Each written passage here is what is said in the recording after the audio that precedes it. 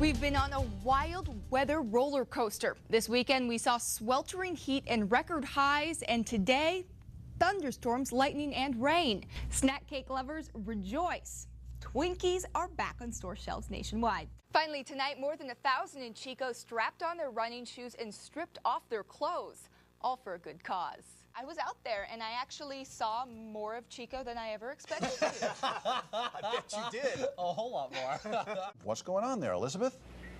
Kara, Allen, hundreds of people have been out here in front of the Chico Walmart to learn some very valuable lessons, but also to have fun. The fire department doesn't even have enough room for all of their vehicles, and when their main engine is parked inside, volunteers can barely get to their gear. A gruesome discovery in Magalia. 3 bodies were found inside a burning car. What stops me from grabbing a bunch from my backyard? That is an excellent question. Why would you do that? No. I'd only charge you $20 to pull some scales off and put them on your face, you know. But I would charge me nothing. All right. I was on my way out, and the clerk called me back to get my receipt. Moments later, the gunman walked up to Timothy Kirsten, raised his 9mm pistol, and pulled the trigger. The gun misfired, so he shot again, and Kirsten fell to the floor. When I got hit, I was out apparently for 6-8 minutes, and I got up and walked out and drove the car away. To look at him now, you'd never know he was shot in the back of the head. The only signs left are 2 small scars, one on the back of his neck and the other in front of his ear. It cracked the skull, and I had, I think, 5 skull fractures that went through the sinuses, and there was air in the cranium and the skull and all that. But I don't, you just get back on the horse and get going. And that's very much Kirsten's attitude. He says not only has the ordeal made him appreciate his life, it made him stronger emotionally and physically. Through it all, he's kept his sense of humor. Physiologically, I'm probably stronger and better than I was a year ago. Okay, I don't recommend this as a therapy. Okay, in a shot therapy. Kirsten admits that not remembering the day does make it easier to have a positive outlook. The others were all conscious, and I went out like a light. Okay, and so I didn't have the grueling experience of being a hostage for 3 hours or 4 hours. Okay, that's an ongoing grinding trauma. 1 year later, all 3 employees who were held hostage inside this bank are still working here. They say community support is what's gotten them through it. Bernie's always been a special branch, and the employees are very special.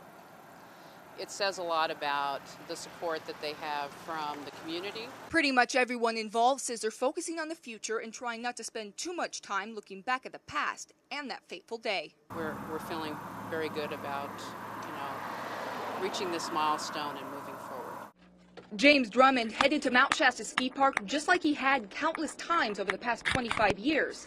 But what should have been a beautiful day on the slopes turned into a real-life nightmare when he fell headfirst into a tree well.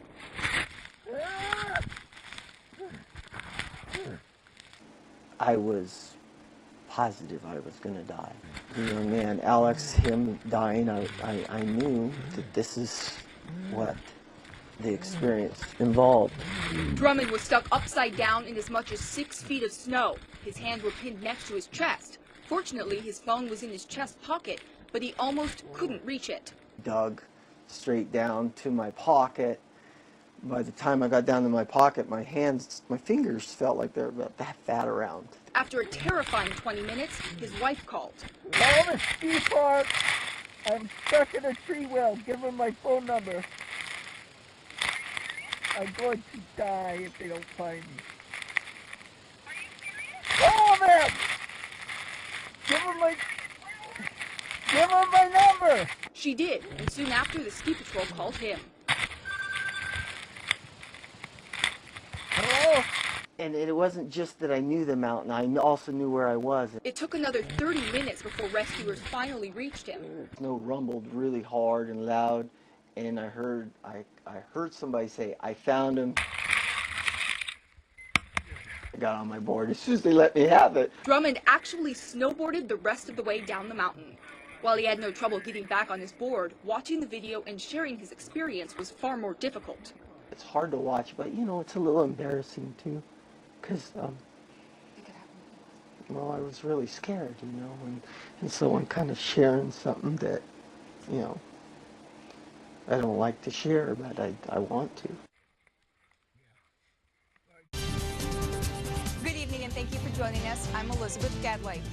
Shane Miller, the Shasta County man suspected of murdering his wife and 2 young daughters, is now on the U.S. Marshal's 15 most wanted list. The announcement was made today in Sacramento as federal agents step up efforts to track down the man who's been on the run for 3 months. Action News Now reporter Michelle Brock has more. Miller was last seen in Humboldt County. His truck was recovered there, but Miller was not. Now, there is a concern he may still go after family members or law enforcement trying to track him down.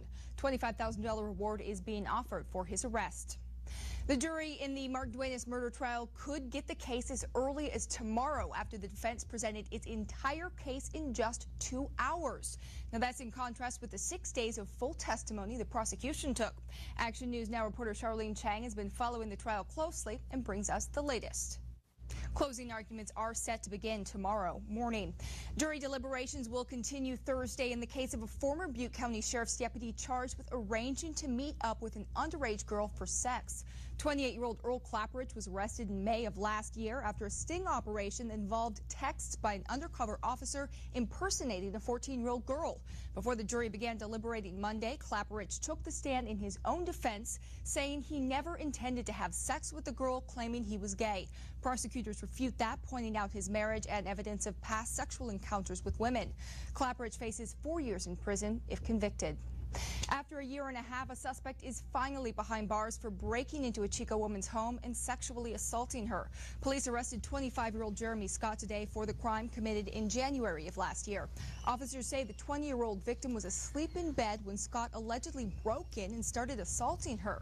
The woman's boyfriend returned home during the attack and chased Scott out of the apartment. According to officers, it took so long to make the arrest because DNA evidence from the scene needed to be analyzed. Police say the victim was able to help identify the suspect through social media. Apparently, they had a class together at Butte College. Scott is not cooperating with the investigation. He's currently booked in the Butte County Jail. Turning now to weather, another hazy but delightfully cool day here in the North State. Now for the very latest on those conditions, we check in with Chief Meteorologist Chris Kuiper in the AccuWeather Center. Chris.